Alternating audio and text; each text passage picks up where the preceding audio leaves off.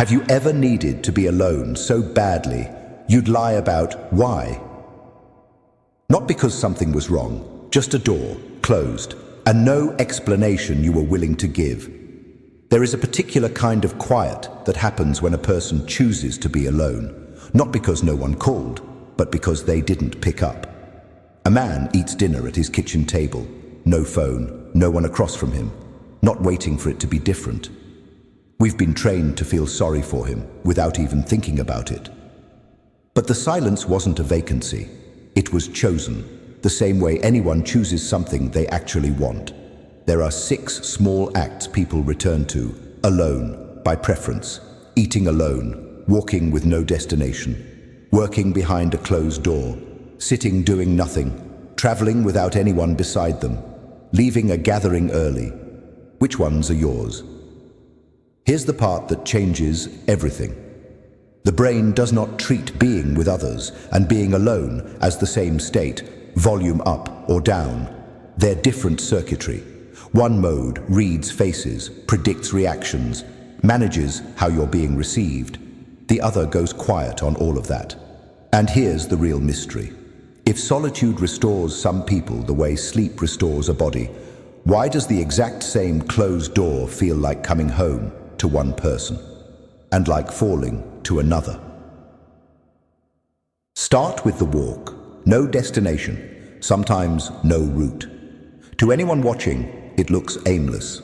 Ask the person mid-walk what they're actually thinking about, though, and the answer is rarely nothing. It's usually everything.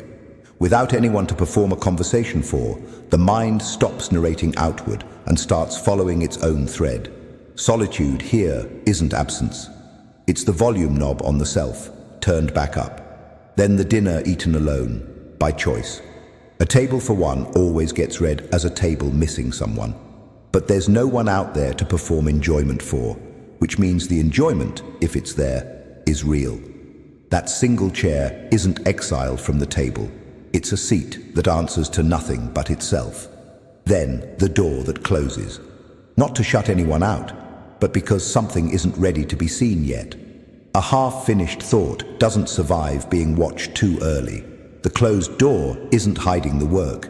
It's protecting it, the way a seed stays underground before it means anything to show. 3 acts, 3 needs. We praise the idea of someone who doesn't need anyone, right up until we actually watch them practice it. Why does that make us so uneasy? It isn't withdrawal. It's 3 different ways of finally getting the floor. Then there's the one that looks like nothing at all, sitting in a chair, no phone, no task. A still lake looks like nothing is happening on the surface too, which is exactly why people assume nothing is happening underneath. Travel does something similar, at a larger scale. Remove the friend narrating the trip, and the city stops being a backdrop. It becomes a mirror, just the traveler, and whatever they actually feel, unfiltered. And last, the quiet after someone slips out of a gathering early. People assume that's boredom, or an aversion to people. It's neither. A gathering isn't just talking, it's a constant low-hum calculation running the entire time. Reading faces, predicting reactions, adjusting tone half a second before speaking. None of that switches off while a person is in the room. So when the door finally closes, what's happening isn't withdrawal. It's the brain, finally, exhaling. 6 behaviors side by side now, walking, eating, building, sitting, traveling, leaving, 6 forms of the same quiet return. It would be satisfying to stop right here. 6 misunderstood habits, all quietly vindicated. Neat. No. Here's the part that doesn't get said, because it complicates the version of this story that feels good to believe. The 6 behaviors just described, the walk, the meal, the closed door, the stillness, the trip, the early exit, do not look any different from the outside when they're serving the opposite function. The same solo walk that restores one person is, for someone else, just another lap around the same avoided conversation. The same closed door that protects unfinished work can just as easily be where a person goes to make sure nothing ever gets finished. so nothing ever has to be shown. The same early exit that pays down a night of invisible labor can also be the 20th exit in a row from anything that asks to be witnessed at all. Restoration and avoidance can wear the exact same face. There is no posture, no timestamp, no behavior on this list that reliably tells you which one you just watched, which means this was never really about the 6 behaviors at all. It's about which one you were doing the last time you closed a door and didn't come back different.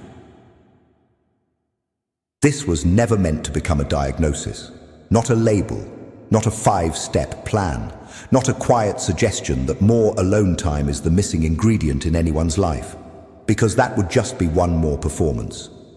Solitude turned into a project, done correctly, for an audience that includes the self, watching itself, trying to get better at being alone.